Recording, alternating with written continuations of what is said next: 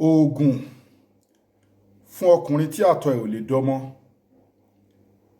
abẹ́ni tí ìdákọ́lẹ̀ ń ṣe tó nídìí alẹ́ nǹkan ọmọkùnrin ò lè pàfọ́ọ̀mù dáadáa àti pé àwọn àrùn kan wà tó máa ń da spam ọkùnrin láàmú tó ráwa nínú ayé nǹkan tá a bá a máa ń rò pé obìnrin ló ní problem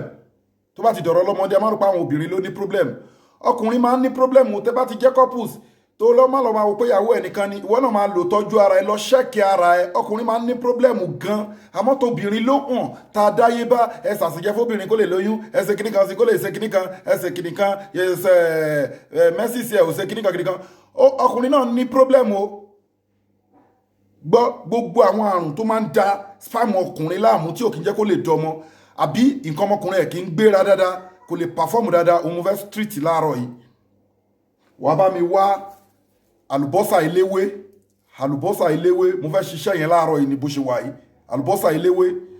àmọ́ síwájú kó tó ṣiṣẹ́ yìí àbí tó bá ṣiṣẹ́ yìí tán nǹkan tó bá lágbára fi sákàǹtì àwọn ọmọ aláìní account number ní fáwọn ọmọ aláìní 0123214254 account number fáwọn aláìní 0123214254 Global Dahiratu Dhikrlahi Islamic Organization Wema Bank of Nigeria ẹ gbìyànjú tọkọtìyàwó tó ń wojú Ọlọ́run ẹ get transformer na 1100 power egbògi wa tó ń ṣiṣẹ́ low sperm count weak erection quick ejaculation infertility fọkùnrin àtobìnrin tọkọtìyàwó ló lè lò ó wà halal egbògi tó wà effective ni ẹ dẹ̀ get all in one by Sheikh Afagba natural apps tó ń wo more than 300 àìsàn cancer diabetics stroke hypertension oríṣiríṣi àwọn àìsàn ńláńlá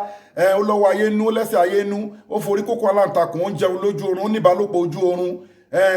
ó kì í rórun sùn ọ̀rìn rínrin mọ́lẹ̀ ẹ get all in one 15,000 naira 25,000 naira lórí promo ní Nàìjíríà ẹ WhatsApp wa lórí +27612956389 egbògi láti India láti Arab country láti China láfíríkà wa lápapọ̀ síbẹ̀ mo sọ fún yín pé àwọn nǹkan tí wọ́n bí wa sínú ẹ̀ tí mo dẹ̀ fi àárọ̀ ọjọ́ mi àti ìrọ̀lẹ́ ọjọ́ mi tí mo fi wá ẹ̀kọ́ káàkiri lórí ẹ̀ gbogbo àwọn àyè tá a sọ gbogbo ẹ̀ láti mú mi mímọ̀ èmi ò tàn yín ṣiṣẹ́ wa kó dẹ̀ kọ kọ́mẹ́ǹtì fún wa àbí kó pè wá so àwọn ọkùnrin tó yẹ pé nǹkan wa ò kí ń pàfọ́ọ̀mù dáadáa àbí spam gbogbo àwọn àrùn tó máa ń da nǹkan ọmọkùnrin láàmú kì í nà dáadáa bá mi gẹ́ẹ̀tì àlùbọ́sà eléwé àti ewé àbò tútù ewé igi àbò tútù àti ewé àtòrí àtàlùbọ́sà eléwé bá mi gbó méjèèjì pọ̀ dáadáa bá mi gbó pẹ̀lú omi kan omi ògì omi kan omi dùn ó ní kó fi gbó ewé mẹ́tẹ̀ẹ̀ta àlùbọ́sà eléwé ewé àtòrí àti ewé àbò gbó mẹ́tẹ̀ẹ̀ta papọ̀ kó máa ṣẹmu mú lálẹ́ mú láàárọ̀ mú lọ́sàn-án bí sí ní láìta láì nǹkan tó bá rí kó kọ́mẹ́ǹtì WhatsApp wa lẹ́ẹ̀kan sí +2761295